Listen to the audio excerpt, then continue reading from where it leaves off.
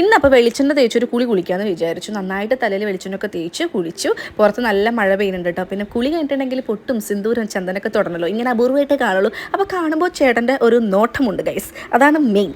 മഴ ഒതുങ്ങിയപ്പോൾ കീത്തുവിൻ്റെ അക്കൂറയും കാണാനൊന്ന് പോയിട്ടോ. അവൾ ഡെയിലി ഇതിന് ഭക്ഷണം ഇട്ട് കൊടുക്കും. പിന്നെ പൂപ്പലൊക്കെ വന്ന് അറിഞ്ഞിരിക്കുന്നതുകൊണ്ടാണെന്ന് തോന്നുന്നു നല്ല രീതിയിൽ മീനുകളുണ്ട് കേട്ടോ. ഞാവലിങ്ങനെ വീഴാറായിട്ട് നിൽക്കുന്നുണ്ട്. നമ്മുടെ കുഞ്ഞു വീടുണ്ടല്ലോ, അവിടെ നല്ലോണം മഴ പെയ്യുമ്പോൾ ഇങ്ങനെ ശീതനൊക്കെ അടിച്ച് നിൽക്കും. നമ്മുടെ പണിക്കാട്ടിൽ വീട് എന്നുള്ളൊരു ബോർഡൊക്കെ എഴുതിച്ചിട്ടുണ്ട്. അപ്പോൾ എല്ലൊക്കെ ഒന്ന് തട്ടിക്കൊടുത്ത് കുറച്ച് നേരം അവിടെയാണ് നിന്ന്. നമ്മുടെ കൃഷി കുറേ ചീഞ്ഞ് പോയിട്ടുണ്ടായിരുന്നു. അപ്പോൾ അതൊക്കെ ഒന്ന് ക്ലീൻ ആയിക്കൊണ്ടിരിക്കുകയാണ്. ഒഴിവ് സമയത്ത് അദ്ദേഹം തുണി മടക്കാതിരുന്നപ്പോൾ പിള്ളേർ 3 വന്നു. ഇതാരുടെയാന്ന് ചോദിച്ചുകൊണ്ടിരിക്കുക. കാശിനെ വേഗം ഉറക്കി. അപ്പോൾ അത് നമ്മുടെ പാറക്കൂട്ടം വന്നു കേട്ടോ. ഇത് നമ്മൾ കാശിക്കൂട്ടൻ ഒരു ഫ്ലിപ്കാർട്ടിൽ നിന്ന് മേടിച്ചു കൊടുത്തത്. എനിക്ക് ഭയങ്കര ഇഷ്ടമായി. 400 ചില്ലാൻ രൂപയും കണ്ടുകൊണ്ടിട്ട്. പക്ഷേ സ്റ്റൈലായിട്ടുണ്ടല്ലേ. അച്ഛനും മോനും കൂടെ എവിടേക്കോ പോവാണ് ഗൈസ്. ഞങ്ങളെ ചായ കുടിക്കാനിരിക്കുകയാണ്. പാറു എന്നാൽ ന്യൂഡിൽസ് മതി എന്ന് പറഞ്ഞു. അപ്പോൾ അത് ഉണ്ടാക്കി കൊടുത്തു. അല്ലൂസ് കഴിഞ്ഞ ദിവസം കാശിക്കൂട്ടിന് കഴിക്കാത്തതുകൊണ്ട് തന്നെ അവർക്ക് ഉണ്ടാക്കിയില്ല. അങ്ങനെ ഉണ്ടാക്കുന്ന ദിവസങ്ങളിൽ അവർക്ക് ആവശ്യമായിട്ട് വരുമല്ലോ, സ്വാഭാവികമല്ലേ. വേഗം തന്നെ പാറട്ടനൊക്കെ എടുത്ത് ഉറക്കിയിട്ടുണ്ട് കേട്ടോ.